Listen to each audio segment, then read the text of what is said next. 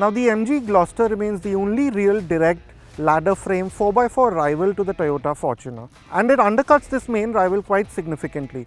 And now to strengthen its case even further, MG has given the Gloster a minor update. So today in this video, we'll tell you what all has actually changed with this. Now on the outside, these changes are limited to this new deep golden shade of paint, which has quite a nice brownish bronze hue to it. And then you also have a new design for the 19-inch alloy wheels. They're quite a crisp two-tone look, so it goes very well with the original design of the Gloster. So you have an SUV with a slightly old school, anonymous look, but its sheer mass and adornments do give it the road presence someone shopping for it might want.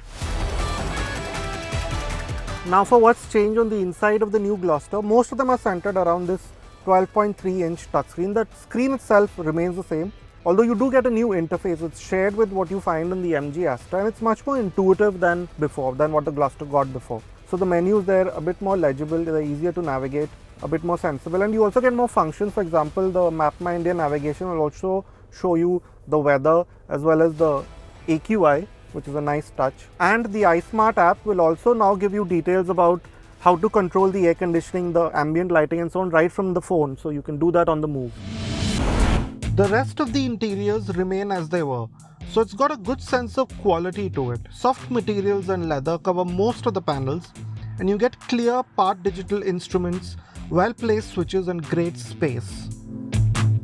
Now you climb into the MG Gloster in the way that you should for a large SUV. So there's a footstep, a handle. So climbing in, even though it's a bit of a step up, is easy.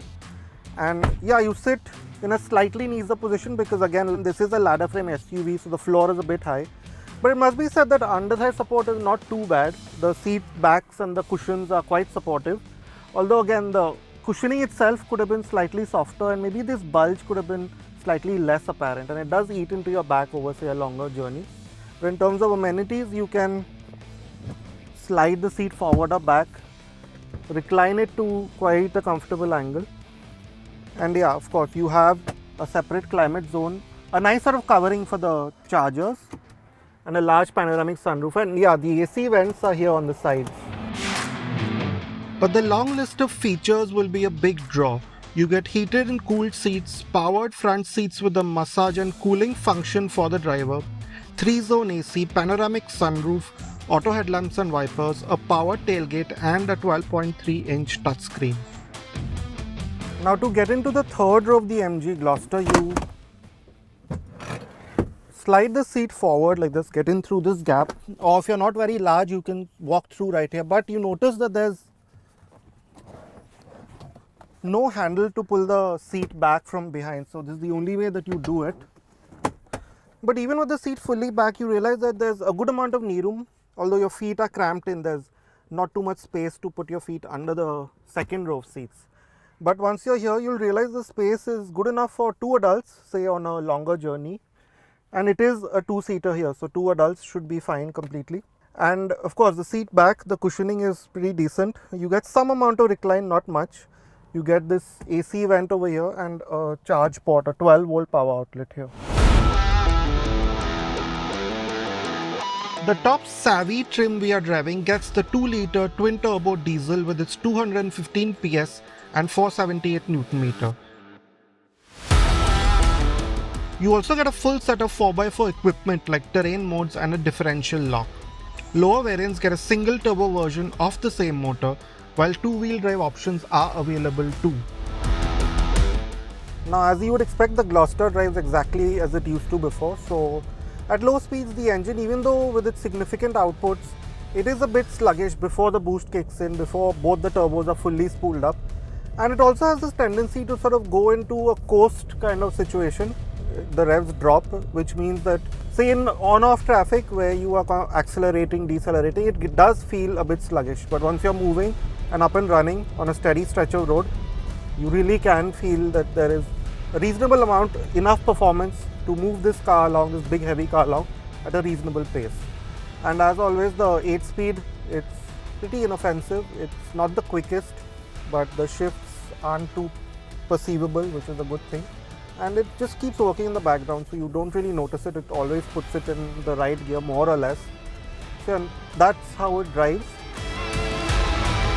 The steering is light, which is great in the city actually, and you can see the edges of the car. The pillars aren't too big, the windows are large, so maneuvering in the city is not very difficult.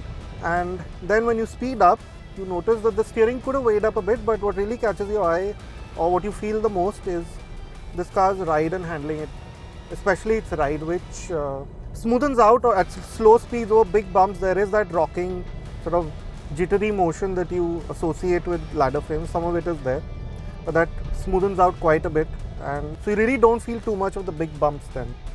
But quite impressive is the handling of this big heavy SUV. So say over sweeping highway corners, or even some tighter ones where you notice that you can hold high speeds, it doesn't feel wallowy, it doesn't feel, you know, skittish at these speeds. It holds its line well, which really is quite reassuring. There are a few more ADAS features to go with this update to the MG Gloster. You now get door open warning, rear cross traffic alert, and lane change assist. This is in addition to the adaptive cruise control and lane departure warning and prevention systems, among other things already present. Passive safety equipment includes front, side and curtain airbags, stability control, traction control, hill descent control, hill hold, 360-degree cameras, TPMS and a driver fatigue system. Now prices for the MG Gloster now start at rupees 32 lakh and go up to rupees 40.77 lakh after this update. And with this change, the Gloster, it remains inherently unchanged, although its strength of having a good set of tech features has been further enhanced.